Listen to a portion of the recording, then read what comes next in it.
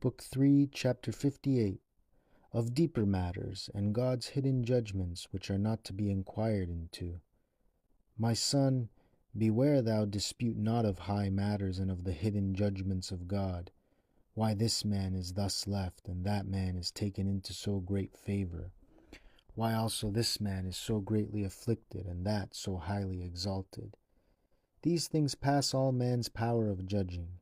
Neither may any reasoning or disputation have power to search out the divine judgments. When therefore the enemy suggesteth these things to thee, or when any curious people ask such questions, answer with that word of the prophet, Just art thou, O Lord, and true is thy judgment, and with this the judgments of the Lord are true, and the righteous altogether. My judgments are to be feared, not to be disputed on, because they are incomprehensible to human understanding. And be not given to inquire or dispute about the merits of the saints, which is holier than another, or which is the greater in the kingdom of heaven. Such questions often beget useless strifes and contentions.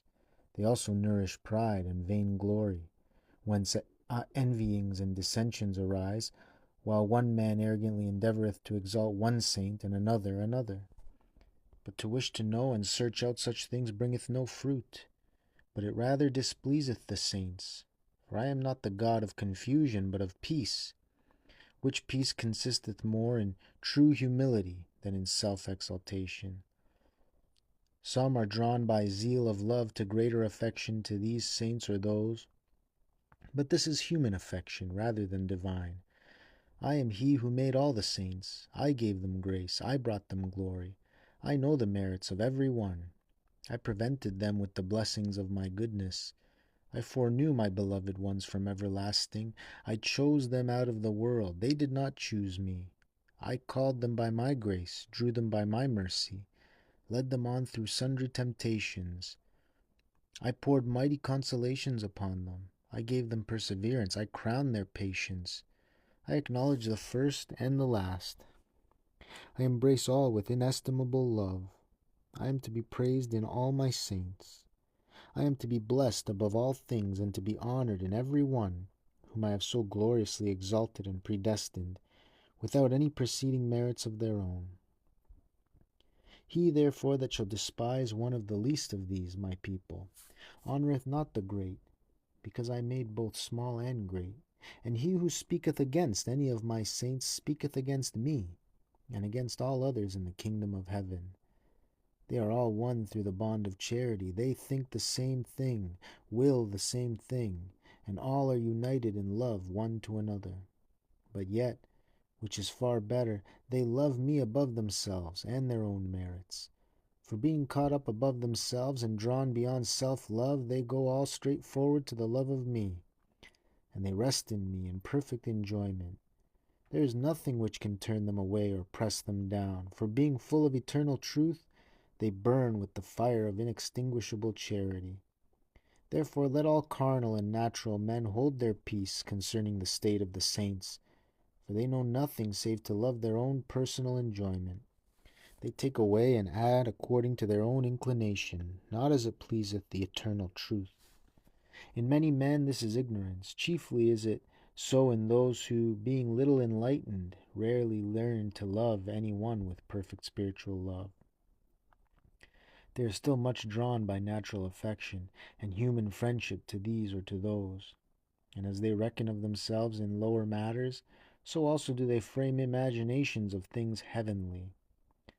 But there is an immeasurable difference between those things which they imperfectly imagine and these things which enlightened men behold through supernatural revelation.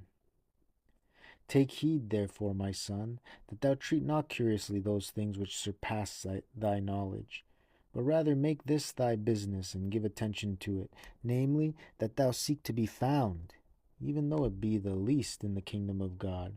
And even if any one should know who were holier than others, or who were held greatest in the kingdom of heaven, what should that knowledge profit him, unless through his knowledge he should humble himself before me, and should rise up to give greater praise unto my name?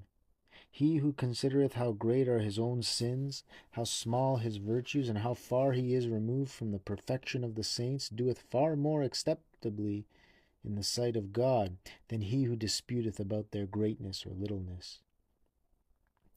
They are altogether well content, if men would learn to be content, and to refrain from vain babbling. They glory not of their own merits, seeing they ascribe no good unto themselves, but all unto me, seeing that I of my infinite charity have given them all things. They are filled with so great love of the divinity, and with such overflowing joy, that no glory is lacking to them. Neither can any felicity be lacking. All the saints, the higher they are exalted in glory, the humbler are they in themselves, and the nearer and dearer are they unto me. And so thou hast it written, that they cast their crowns before God, and fell on their faces before the Lamb, and worshipped him that liveth forever and ever.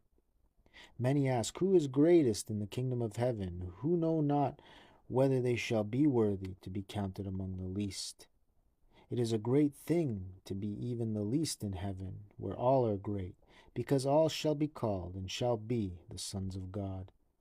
A little one shall become 1,000, but the sinner, being 100 years old, shall be accursed. For when the disciples asked who should be the greatest in the kingdom of heaven, they received no other answer than this: Except ye be converted and become as little children, ye shall not enter into the kingdom of heaven. But whosoever shall humble himself as this little child, the same shall be the greatest in the kingdom of heaven. Woe unto them who disdain to humble themselves willingly with the little children, for the low gate of the kingdom of heaven will not suffer them to enter in. Woe also to them who are rich, who have their consolation here, because whilst the poor enter into the kingdom of God, they shall stand lamenting without. Rejoice, ye humble, and exult, ye poor, for yours is the kingdom of God, if only ye walk in the truth.